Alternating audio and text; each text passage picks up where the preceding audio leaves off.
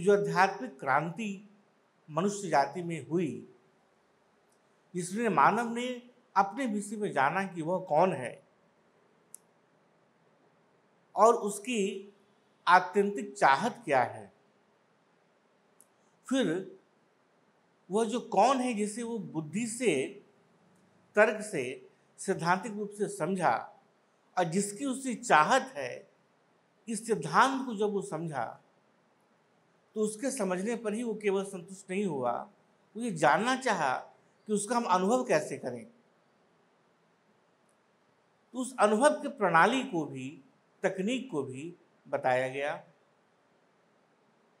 हमें दोनों ही प्रकार के तत्व 4 अलग अलग खंडों में, प्रमाण विचार, तत्व विचार, सृष्टि विचार और आचार विचार के रूप में सारे जागृत या लुप्त हो गए पंथों में हम पाते हैं।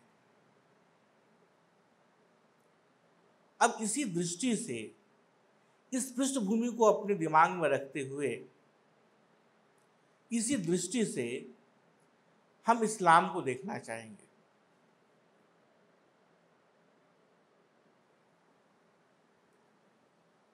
इस्लाम को देखने के लिए जो उसके जो मौलिक 2 ग्रंथ हैं, एक कुरान और दूसरा हदीस, ये दोनों ही अत्यधिक महत्वपूर्ण हैं। कुरान को देखने के पूर्व हमें कुरान और हदीस में उपयोग किए गए शब्दों के सही अर्थ के बारे में अनुसंधान करना अनिवार्य होगा। देखो, जब हमें किसी स्थूल वस्तु के विषय में, अनुभव के विषय में किसी को बताना है तो काम बड़ा सरल है। तुमने इस किताब को देखा, इसको स्पर्श किया, इसकी आवाज सुनी हिलाकर, इसके बारे में समझा। अब तुम किसी और को इसके बारे में बताना चाहते हो तो तुम्हारे लिए अत्यंत सरल है। यदि ये वस्तु वहां पर तुम्हारे पास उपलब्ध नहीं भी है तो तुम उसके चित्र बना सकते हो, तुम उसके बारे में बता सकते हो। और यदि इसके बाद भी वो ना समझे तो तुम ऐसी एक पुस्तक को ले जाकर उसके सामने रख सकते हो, देखो इसको पुस्तक कहते हैं। यानी कि जब भी कोई स्थूल इकाई का, स्थूल चीज का, स्थूल अनुभव को हम किसी को दिखाना चाहते हैं, बताना चाहते हैं, उसे बहुत आराम से कह देना, समझा देना सरलतम है। जैसे तुम कहो कि सोडियम क्लोराइड कैसे बनता है, तुम कहेंगे कि एक अणु सोडियम का, एक अणु क्लोराइड का, उसको मिलाएंगे तो NaCl उसका केमिकल नेम है, सोडियम क्लोराइड, और ऐसे वो बनता है। लोग कहेंगे कैसे, उसको करके दिखाइए, तो आप उसको प्रयोगशाला में ले जाएंगे, प्रयोगशाला में सोडियम लेंगे, क्लोराइड लेंगे, उसको मिलाएंगे, कहेंगे देखो सोडियम क्लोराइड बन गया। कोई कहेगा कि भाई, कोई भी वस्तु के विषय में पूछेगा कि भाई पंखा किस प्रकार का होता है, आप उसे समझाएंगे कि पंखा ऐसा होता है, उसमें 3 डैने होते हैं, उसे बिजली में लगाते हैं तो घूमता है। उसके बाद भी समझ में नहीं आए तो उसको ले आकर के दिखाएंगे, देखो ये पंखा लटका हुआ है, घूम रहा है, इससे हवा मिलती है। सरल है। यानी कि जो तुम्हें अपने इंद्रियों से अनुभव होता है, इंद्रियों अर्थात तुम्हारा आंख, नाक, कान, मुंह, जिह्वा और स्पर्श से जो तुम अनुभव करते हो, उसे बताना सरल है।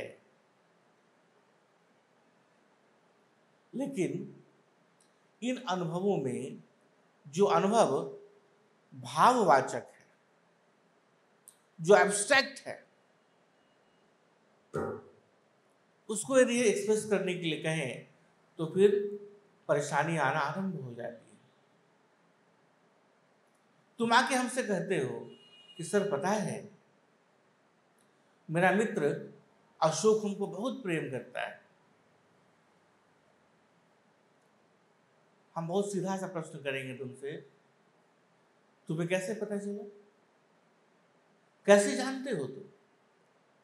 मतलब जैसे ही तुम्हारे पास वो आता है, क्या उसके दो पंख निकल जाते हैं?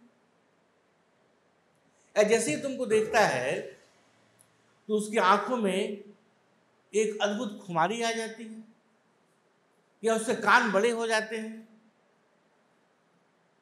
कैसे पता चलता है तुमको कि तुमको प्रेम करता है? तुम चाहे जिस प्रकार से उसको व्यक्त करना चाहो, इसे व्यक्त करना मुश्किल होगा, यह समझाना मुश्किल होगा तुम्हारे लिए कि कोई व्यक्ति तुम्हें प्रेम करता है। तुम अंततः कहोगे कि ये फीलिंग की बात है, ये इमोशन की बात है, ये भावना की बात है। तो फिर उसको व्यक्त करने के लिए तुम अलग अलग प्रकार के अभिव्यंजनाओं के रूपों का चयन करते हो। अभिव्यंजना के अनेक तरीके हैं। एक है काव्यात्मक तरीका कि कोई व्यक्ति तुम्हें इतना प्रेम करने लगा कि तुम उसके बारे में लिखे कि उसका प्रेम सागर की तरह गहरा है, हिमालय की तरह ऊंचा है, आकाश की तरह सब जगह व्याप्त है। अब बताइए साहब, अब किसी ऐसे शुष्क व्यक्ति के पास जाओ जिसके पास कोई काव्यात्मक हृदय नहीं है, कहेगा क्या बात हुई, सागर की तरह गहरा है? भला प्रेम ऐसा कुछ होता है? सागर में इतना पानी है, इतनी मछलियां हैं, इतने जीव जंतु हैं, इतने प्रकार की चीजें उसके अंदर, उसके साथ प्रेम का क्या संबंध? कहीं हिमालय से भी ऊंचा है? बोले वाह, हिमालय पूरा बर्फ से ढका हुआ है, तो क्या बर्फ ही बर्फ है उसके प्रेम में? आकाश की तरह व्याप्त है, बोले कि वाह, ऐसा कहीं होता है? उटपटांग बातें हैं, हवा वाली बातें हैं। और हम कहना क्या चाह रहे हैं इस माध्यम से? उसके प्रेम की गहराई को, चूंकि वह स्थूल नहीं है, हम साधारणतया उसको व्यक्त नहीं कर सकते, एक परखनली में निकाल के दिखा नहीं सकते, देखो ये प्रेम है, शुद्ध प्रेम। तो उसको प्रकट करने के लिए हमने काव्य का सहारा लिया। ठीक, जैसे जैसे अनुभव तुम्हारा स्थूल से सूक्ष्म होने लगता है, वैसे वैसे उसको प्रकट करने के जो उपाय हैं वो भी अनूठे होने लगते हैं। आप उसको साधारणतया समझा नहीं सकते। तब कभी कभी काव्य की रचना होती है, तो कभी तूलिका से चित्रों की रचना होती है, तो कभी मूर्ति में हम उसको बनाकर दिखाते हैं, कभी नृत्य से उसे दिखाते हैं, कभी संगीत से उसे दिखाते हैं, कभी उसे लिख कर के दिखाते हैं। अनेक प्रकार से व्यंजनाएं होने लगती हैं उसकी। विचार करो। लेकिन यदि हमको दिखाना है स्थूल चीज कि पुस्तक कैसी है, तो पुस्तक के बारे में हम काव्य की रचना करने का प्रयास करें तो बड़ा उटपटांग होगा। यदि H2SO4 कैसे बनता है, सल्फ्यूरिक एसिड कैसे बनता है, इसके लिए काव्य बनाने लगे तो संभवतः मुश्किल होगा। लेकिन कभी कभी जो बहुत कठिन नियम हैं गणित के, भौतिकी शास्त्र के, रसायन शास्त्र के, उसको भी समझाने के लिए, याद रखने के लिए कभी कभी काव्य या दूसरे प्रकार के साधन का उपयोग किया जाता है। जैसे ज्यामितीय सिद्धांत में sine theta, cos theta, tan theta का सूत्र जानते हैं तुम लोग भी जानते ही होंगे कि भाई जब भी हम किसी भी त्रिभुज में, जो ऐसा त्रिभुज जिसमें कि एक कोण कैसा है, 90 डिग्री का है, उसमें साइन थीटा बराबर क्या होता है, कॉस थीटा बराबर क्या होता है, टैन थीटा बराबर क्या होता है? तीन ही तत्व है उसमें ना, परपेंडिकुलर, बेस और हाइपेरिकम। क्या है? हाइपोटेनस। ये जनरली वैसे बच्चे जिन्हें एक झटके में सब याद नहीं हो पाया, जो रटना पड़ेगा। साइन टेन थीटा बराबर क्या है? Perpendicular by base. Sine theta बराबर क्या है? परपेंडिकुलर। अब उसको याद रखना मुश्किल है यदि, तो हमारे ज़माने में शिक्षक हम लोग को याद कराते थे कैसे, तुम लोग को भी शायद बताया गया होगा। क्या था? नहीं याद है क्या था?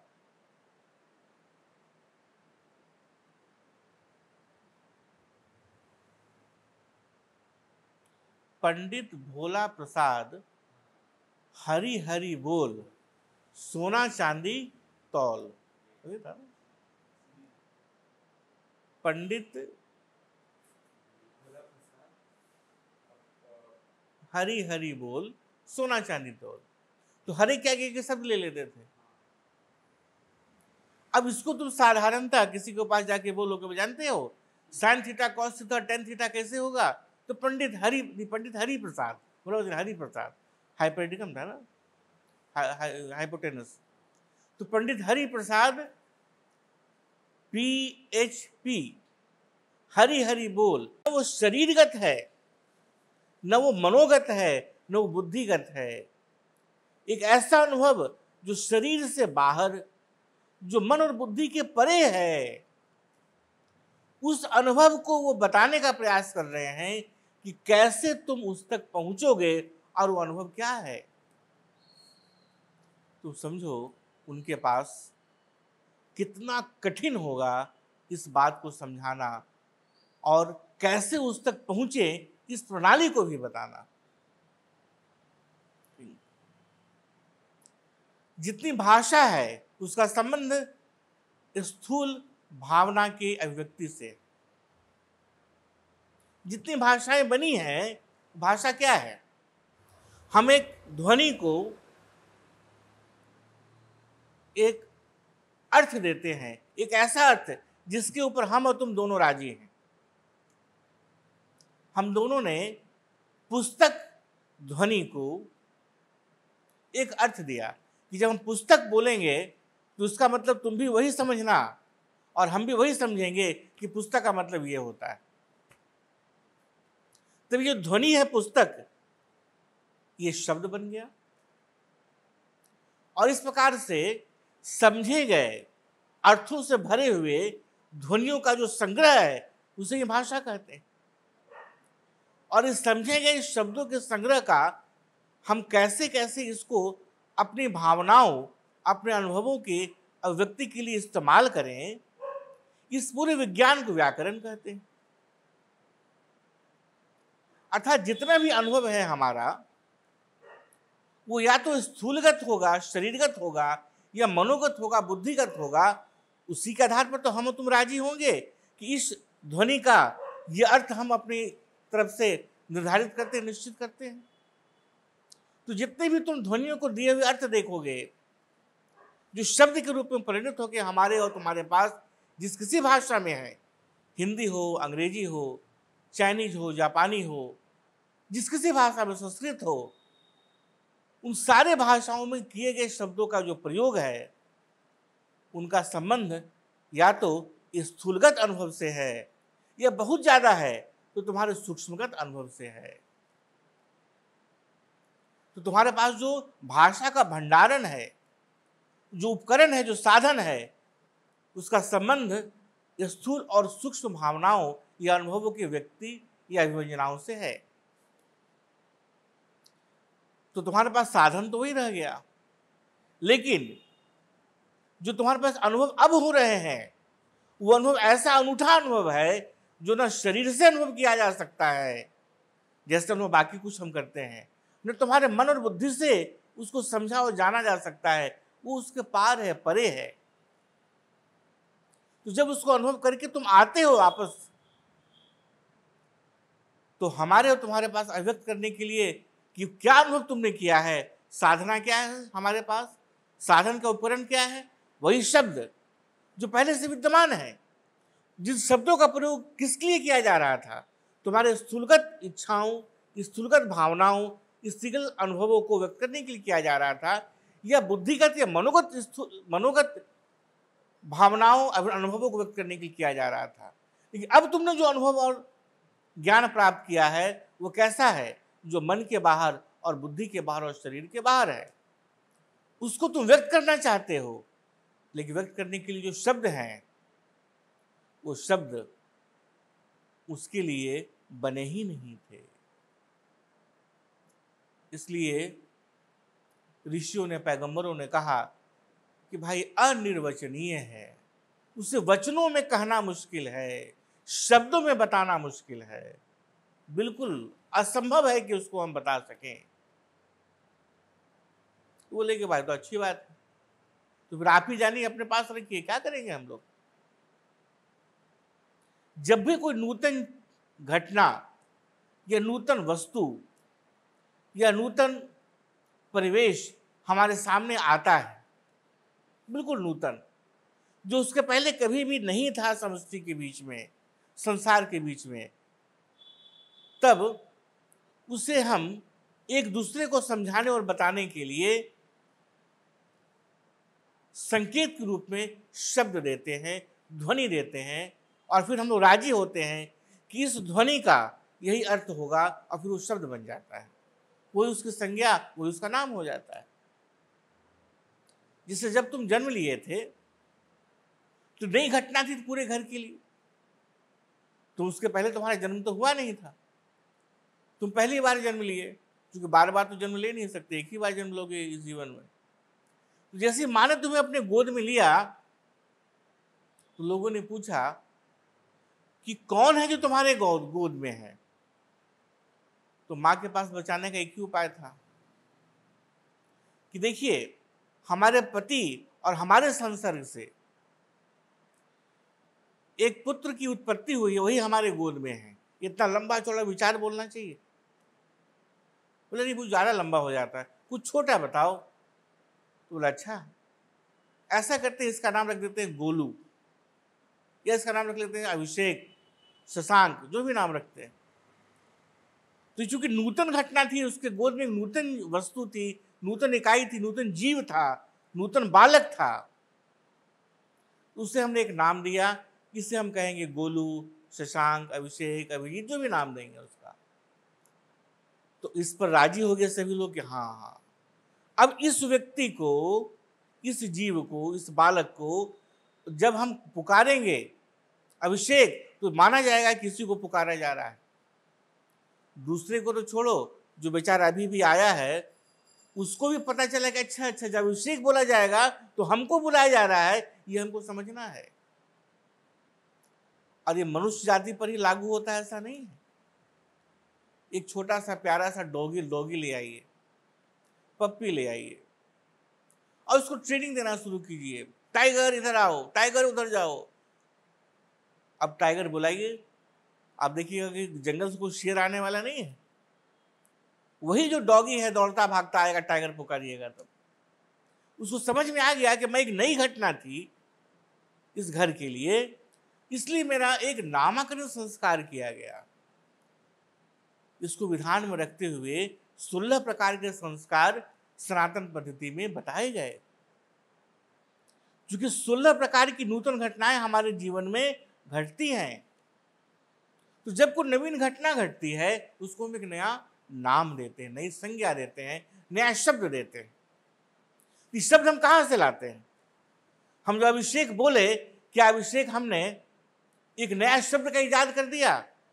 नहीं, वो शब्द पहले से शब्दकोश में था। उस अभिषेक का एक अर्थ भी हुआ करता था, हम लोगों ने आपस में मिलकर निर्धारित किया था। अभिषेक का मतलब होगा बहुत अच्छे प्रकार से स्नान करना। गोलू का मतलब होगा गोल गोल। शशांक का मतलब होगा क्या? चंद्रमा। ये हम लोग पहले से शब्दकोश से बना के रखे हुए थे।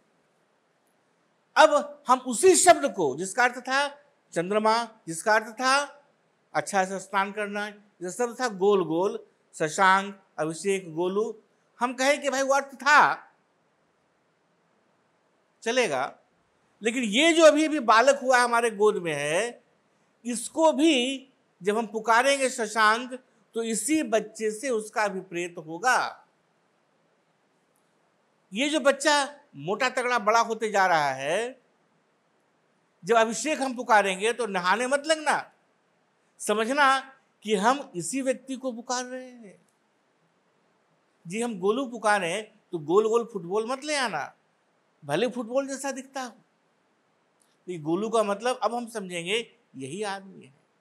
तो जो शब्द पहले से चले हुए थे, जो शब्द पहले से विद्यमान थे, जिसका अर्थ हुआ करता था पहले का, हमने उसके ऊपर नई घटना को बताने के लिए, नई इकाई को बताने के लिए, नए व्यक्ति को बताने के लिए, नए परिवेश को बताने के लिए हमने उसी पुराने शब्द को एक नया अर्थ दे दिया।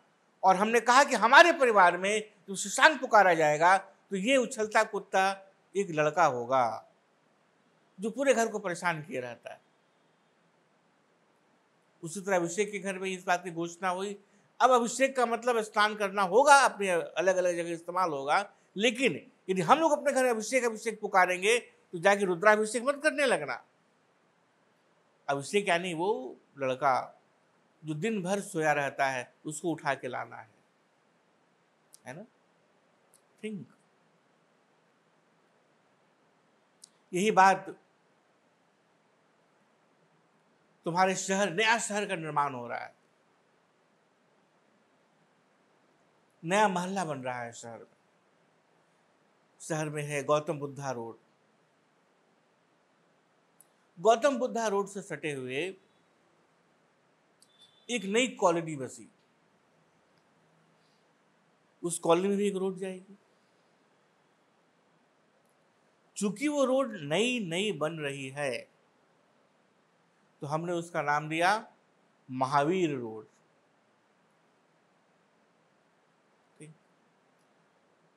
अब गौतम बुद्ध भी पहले हो चुके हैं गया में ही, महावीर भी हो चुके हैं बिहार में। तो जैसे हम बोलेंगे गौतम बुद्ध मार्ग, तो हम लोग चल जाएंगे आज से 2500 साल पहले। अच्छा गौतम बुद्धा, कि हम लोग उस रोड पर जाएंगे जिस रोड का हम लोगों ने नाम दिया है।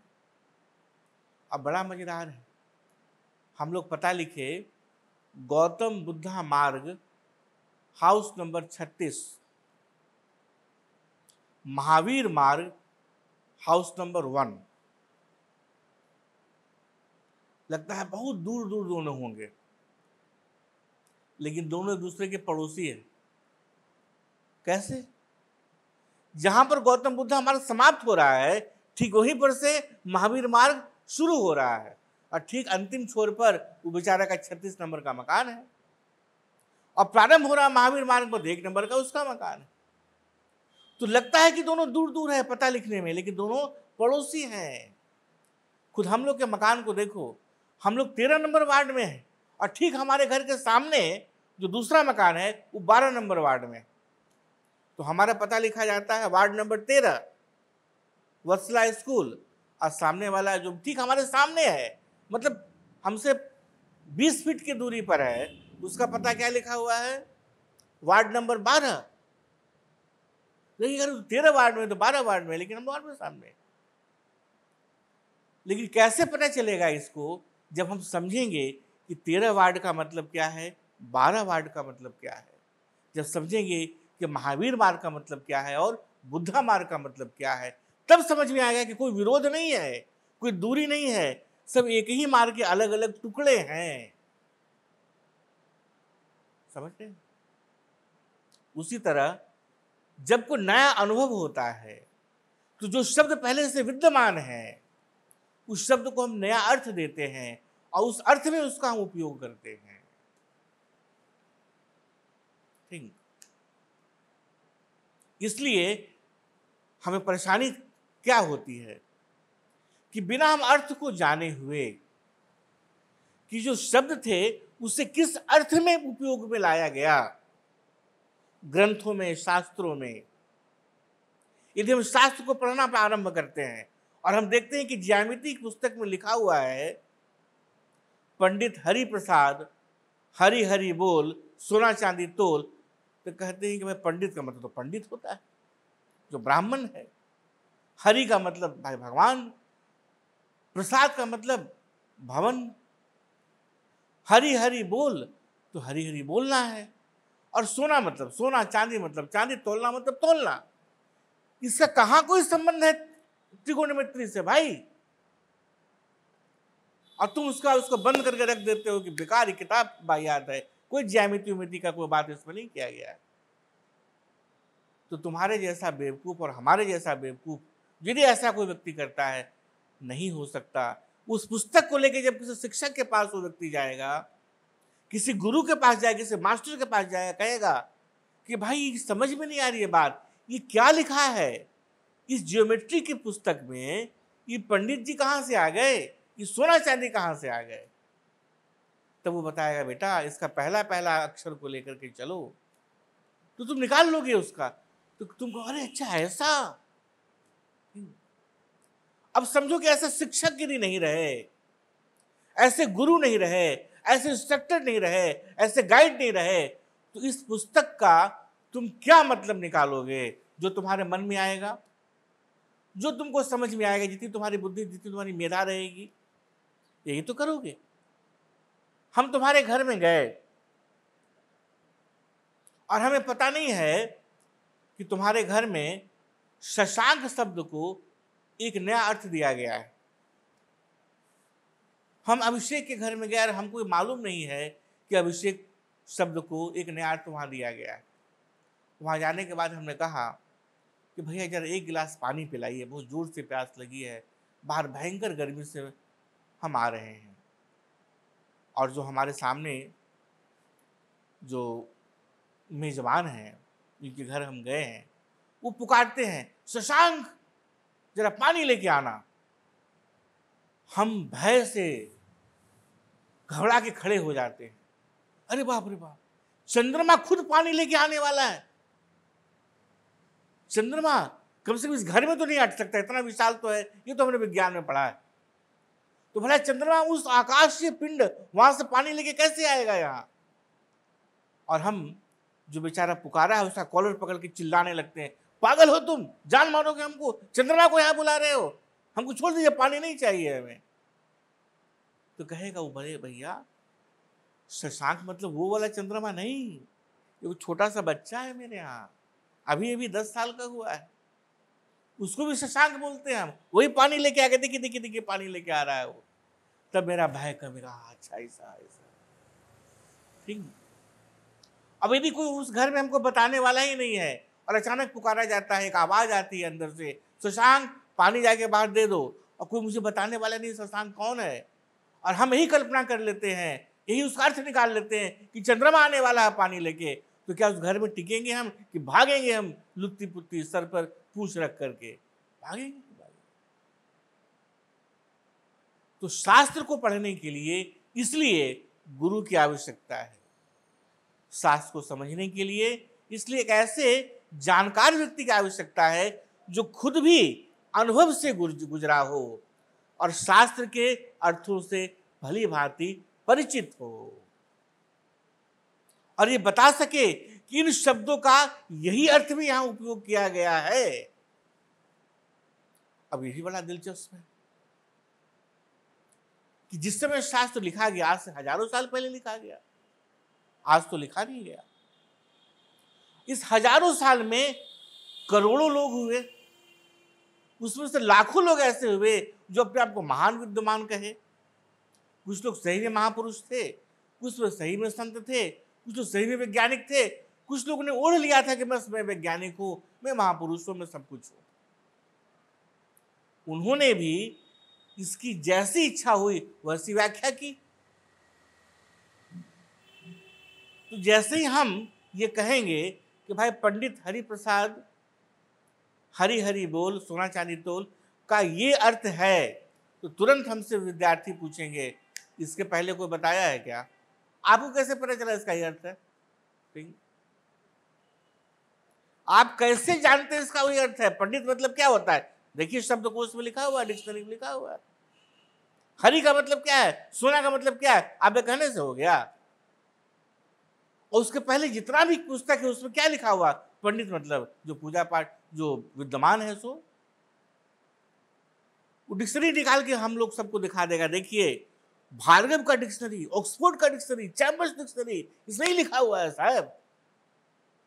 तो आपकी बात को हम क्यों माने? इसके लिए हम लोग क्या कह सकते हैं? बस एक ही प्रश्न, एक ही बात कर सकते हैं कि तुम मत मानो हमारी बात। सबसे सरल है ये कहना कि तुम्हें मेरी बात माननी ही नहीं चाहिए, क्योंकि तुम मानो कुछ चीज, हम तो इसी के विरोध में खड़े हैं। मैं जो कह रहा हूं उसको तुम मान लो, इसके ही खिलाफ ये पूरा का पूरा आंदोलन है। हम जो कुछ भी कह रहे हैं इसको बिल्कुल भी मानने की जरूरत नहीं है, ये सबसे पहली घोषणा है। बोले मतलब? तो अजीब बात है, फिर आपके बोलने का मतलब क्या है? बोले मतलब यही है कि जो गलतियां अभी से हजारों साल पहले से लेके अभी तक बहुत सारे लोगों ने किया है, उसमें तुम शामिल ना हो जाओ। उन लोगों ने भी मान लिया था, इसलिए धर्म की हानि देखने को मिल रहा है। उन लोग ने भी बस कहा कि विश्वास कर लो, और विश्वास कर लिया गया था। इसलिए तो हालत है कि धर्म के नाम पर जितना युद्ध और जितना तांडव हुआ, जितने अत्याचार और दुराचार हुए, उतना और किसी चीज के नाम पर नहीं हुआ। क्योंकि वहां मानना महत्वपूर्ण हो गया था, समझना नहीं। वहां चिंतन महत्वपूर्ण नहीं था, अंधविश्वास महत्वपूर्ण था। जहां तर्क को ताका पर रख दिया गया कि तर्क से कोई मतलब नहीं है, तर्क विहीन हो जाओ तुम, बस यही चाहते। बुद्धि को ताक पर रख दो, किसी प्रकार से तुम विचार ना करो, चिंतन ना करो, प्रश्न करो, जिज्ञासा ना करो, अनुसंधान ना करो, कुछ ना करो, चुपचाप बस मान लो। इसी के विरोध में तो खड़े हैं हम लोग। तो हमारा दूसरा सर्वाधिक महत्वपूर्ण आग्रह क्या है कि तुम लोग कभी भी मेरी बात को नहीं मानो तब तक जब तक तुम्हें वो तर्क संगत, तुम्हारे अपने बुद्धि से परीक्षित और ऐसा प्रतीत न हो कि हाँ ये बात तार्किक रूप से स्वीकार करने योग्य है। अत्यंत शक की दृष्टि से देखो हमारे हर एक बात को, एक अनुसंधान की शैली में देखो, एक जांचकर्ता, एक इन्वेस्टिगेटर के शैली में देखो। तुम खोजी बनो, तलाशी बनो, मानने वाला मत बन जाओ कि हाँ हमने मान लिया। जैसे मैथमेटिक्स में होता है, हमने मान लिया कि x बराबर, ये जो समस्या है उसका माप x है। जैसे मैथ के शिक्षक खाली कटोरा लिए हुए थे और हाथ में रोटी लिए हुए थे, खाए जा रहे थे। लोगों ने पूछा कि भाई खाली कटोरा में क्या खाते हो? बोले हमने मान लिया है कि इसमें दाल है। ऐसे नहीं चलता। यदि हम मानने लगे तो फिर तुमसे कुछ भी मनवाया जा सकता है, और मानने वालों की बहुत बड़ी भीड़ है। और जिन्होंने भी संसार को ज्ञान दिया वो कभी माने नहीं। विवेकानंद ने रामकृष्ण के पैर को पकड़ के कहा, भगवान को बोलते हैं भगवान भगवान, भगवान को दिखा सकते हैं क्या?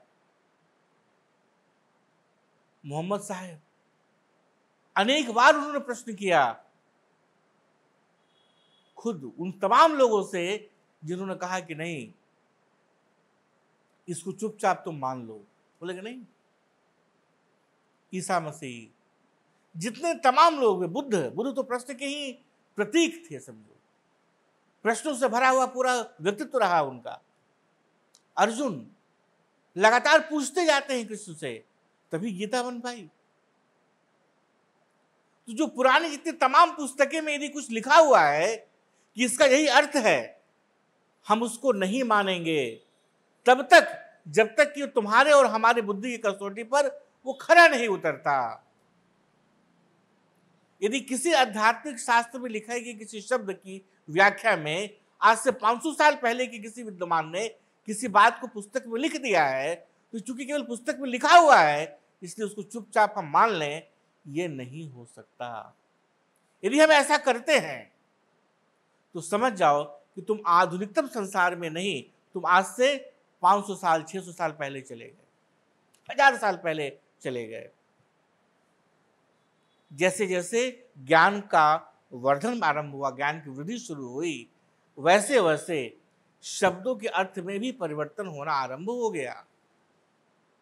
तुम्हें लगता है कि अभी जिस शब्द का उपयोग हम कर रहे हैं उसका वही अर्थ होता है जो आज से 1000 साल पहले था? नहीं होता है। अभी तुम देखो कूल कूल, वो बहुत कूल है, बोलते हो तुम लोग, वो बहुत हॉट है। किसी लड़की को तुम लोग देखे, अगर आपस में बात की गई, बड़ी हॉट है। हॉट है मतलब कि अभी भी वो तावा पर फ्राई होकर आ रही है। किसी लड़का को देख करके लड़कियां बोली, हाँ क्या कूल क्या कूल, तो क्या लड़का बेचारा फ्रीज से निकल गया? अभी कूल और हॉट के अर्थ के अंदर परिवर्तन हुआ। क्यों? क्योंकि समाज के लोगों ने उसको एक नया अर्थ दे दिया और कहा कि इसका ही मान में लगाएंगे। तो आज की तारीख में भी हम कहेंगे कि कूल का मतलब ये नहीं, ये होगा। और उस समय जिस समय इसका उपयोग किया गया था हजारों साल पहले, उस समय कूल का अर्थ ये नहीं, ये था। तो हम लोग बैठ करके चिंतन कर रहे होंगे आपस में कि वस्तुतः जो लिखा गया था पुराने विद्वानों के द्वारा, क्या वो सही भी है या नहीं। केवल इसलिए कि किसी पुराने विद्वान ने, किसी पुराने महापुरुष ने, किसी पुराने संत ने लिख दिया था कहीं, इसलिए वो ब्रह्म वाक्य हो गया, उसका परिवर्तन नहीं हो सकता। हमें पहले इस अंधविश्वास से बाहर निकलना होगा, अपने दिमाग को खोलना पड़ेगा। हमेशा सतर्क, सजग, सुधी शिक्षार्थी की तरह, सुधी अध्येता की तरह हमें शास्त्र को उठाकर देखना होगा और फिर किसी ऐसे मास्टर के पास जाना होगा जो अभी वर्तमान काल में जिस सत्य के अनुभव की बात की जा रही है उससे वो गुजरा हो और उसके साथ साथ उसे शास्त्रों का भी अनुभव हो, ज्ञान हो, तो हम उससे सहायता ले सकते हैं। लेकिन इसका ये अर्थ नहीं कि जो कुछ वो कह रहा है उसको चुपचाप मान लेना है।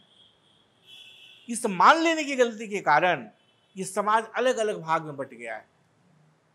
1 लाख लोग मान रहे हैं X, 2 लाख लोग मांग रहे हैं Y, 50,000 मांग रहे हैं Z, कुछ लोग मांग रहे हैं A, कुछ लोग मांग रहे हैं B, और सब मानने वाले लोग कह रहे हैं बस हम ये मानते हैं, तुम्हारा मानने वाले से हम लड़ेंगे। अरे साहब, लेकिन यदि ज्ञान की बात करें हम कि नहीं, हम मानेंगे नहीं, हम जानेंगे, हम समझेंगे, और जब तक हमारे बुद्धि को ये बात समझ में नहीं आती है हम स्वीकार नहीं करेंगे। जैसे अपने अंदर वृत्ति इस जिज्ञासा को रखते हैं वैसे ही तुम देखोगे कि शास्त्र अपना तुम्हारे सामने खुलना आरंभ कर देंगे। इसलिए संभवतः जब कुरान की व्याख्या में हम प्रवेश करेंगे और उसके प्रवेश करने के पहले जो परिभाषिक शब्द हैं, या यूं कहें कि जिन शब्दों का प्रयोग किया गया है उसमें, उसके बारे में जब हम चर्चा करेंगे और बताएंगे कि इन शब्दों का ये अर्थ है, तो इसकी पूरी संभावना है कि वैसा अर्थ इसके पहले इस 1400 साल के इतिहास में शायद किसी ने न कहा हो, न बताया हो। और हमारा ये कोई दावा नहीं कि जो हम बता रहे हैं, जो कह रहे हैं वही सत्य है, ध्यान रहे। हम केवल एक चिंतन की शैली तुम्हारे सामने रखना चाहते हैं, तुम्हारी बुद्धि को, तुम्हारी चेतना को, तुम्हारे मन को एक दिशा देना चाहते हैं चिंतन का, कि देखो ये भी एक विचार हो सकता है, विचारण करने का, ये भी एक मार्ग हो सकता है चिंतन करने का, ये भी एक शैली हो सकती है इस वस्तु के ऊपर, इस ज्ञान के ऊपर, इस शब्द के ऊपर ऐसे विचार करने का। हम केवल एक उसको सहारा दे रहे हैं, हम कोई अपना मत तुम्हारे ऊपर अध्यारोपित नहीं कर रहे हैं कि यही है और इसलिए यही होना ही चाहिए। तू स्वतंत्र हो उसे मानने या ना मानने के लिए। इसलिए संभव है कि पुराने जमाने में जो बातें, जो अर्थ बताए गए मोहम्मद साहब के बाद, उन बताए हुए ग्रंथों में, उन बताए हुए शब्दों की परिभाषाओं में और हमारे द्वारा की हुई व्याख्याओं में अंतर हो सकता है, होगा, लाजमी है। मेरा आग्रह भी नहीं है कि हम जो कह रहे हैं वही अर्थ इसका होना ही चाहिए, लेकिन हम उसका अर्थ क्यों ऐसा कह रहे हैं उसके पीछे हमारे अपने बुद्धिमत्ता के अनुसार, जैसा ईश्वर ने मुझे मन बुद्धि शरीर का उपकरण दिया है, उसके अनुसार एक तर्क है, एक विज्ञान है, एक आधार है। जरूरी नहीं कि आधार सही हो, लेकिन हम एक चिंतन की शैली से प्रस्तुत करेंगे तुम्हारे सामने विचार के लिए कि देखो क्या इसका ये भी अर्थ हो सकता है, क्या यही अर्थ उसका होना ही चाहिए। यदि तुम्हें लगे कि सही है तो स्वीकार करो, न लगे सही है तो अस्वीकार करो। तुम मेरी बात को मान लो और कहो, और हम जिद पकड़ लें कि नहीं तुम्हें इस बात को मानना ही पड़ेगा, और नहीं मानोगे तो तुम अधर्मी हो, कुकर्मी हो, ये नहीं चलेगा। तुम्हारे अंदर की चेतना को बढ़ाना है, ऐसा बढ़ाना है कि वो जिज्ञासा इतनी फैल जाए कि तुम अंततः उस परमात्मा तक पहुंचो जिस अनुभव के बारे में हम बात करने के लिए उद्धत हैं, प्रस्तुत हैं। और जिस शैली की बात हम कर रहे हैं, नवीनतम बात, नवीनतम व्याख्या करने की, ये कोई नई नहीं है। ऐसा नहीं कि मैं ऐसा पहला बार करने वाला पृथ्वी पर पहला व्यक्ति हूं। इसके पहले जिस किसी ने भी इस सत्य को स्पर्श किया है, जाना है, जिस किसी भी ने इस संपूर्ण साहित्य को देखा और समझा है, जैसे कबीर, जैसे आदि गुरु शंकराचार्य, ऐसे अनेक लोग, सूची इसकी इतनी लंबी श्रृंखला है। सूफियों में ऐसे अनेक महात्मा हुए, इस्लाम में ऐसे अनेक महात्मा हुए, जिन्होंने जब उसका अर्थ ऐसा बताया जिसके बारे में हम तुम कल्पना ही नहीं कर सकते आज, जो उसके पहले बताए गए तमाम अर्थों से भिन्न था। जैसे आदि गुरु शंकराचार्य ने गीता के ऊपर जो भाष्य लिखा, उसके पहले गीता पर भाष्य लिखा ही नहीं गया था। उनका प्रथम भाष्य, उसके पहले गीता पर भाष्य बोला गया था, कहा गया। तो क्या आदि गुरु शंकराचार्य के बाद किसी ने भाष्य नहीं लिखा गीता के ऊपर? लिखा। तिलक लिखे, विनोबा भावे लिखे, गुरुदेव स्वामी चिन्मयानंद जी लिखे, ओशो लिखे, बहुत सारे लोग हुए, परमहंस योगानंद जी लिखे, तुम्हारे प्रभुपाद गोस्वामी इस्कॉन के, उन्होंने इसके ऊपर भाष्य लिखा। और वो सारा भाष्य बिल्कुल आदि गुरु शंकराचार्य से सहमत है, या वही लिखा गया जो आदि गुरु शंकराचार्य ने लिखा था 8वीं सदी में, ऐसा नहीं है। तो हम ये प्रश्न नहीं करते प्रभुपाद गोस्वामी जी से कि आपने वो अर्थ क्यों नहीं लिखा जो आदि गुरु शंकराचार्य ने लिखा था, क्योंकि उनकी देखने की दृष्टि, उनकी समझ की दृष्टि, उनके अनुभव की दृष्टि, उसको व्यक्त करने की दृष्टि अलग हो सकती है। हमारी जो गीता है, गीता के अंत का क्या उद्देश्य, जो अंतिम श्लोक है उसको क्या है, उसमें कहते हैं, उस अंतिम, उसको विस्तार से नहीं जाते हुए खाली इतना समझो, कहते इति मतिर ममः, ऐसा मेरा मत है। ध्यान रहे, पूरी गीता को लिखने के बाद अंत में लिखा गया क्या कि ऐसा मेरा मत है, अर्थात मेरा ऐसा विचारन है, मैं ऐसा कहना चाहता हूं।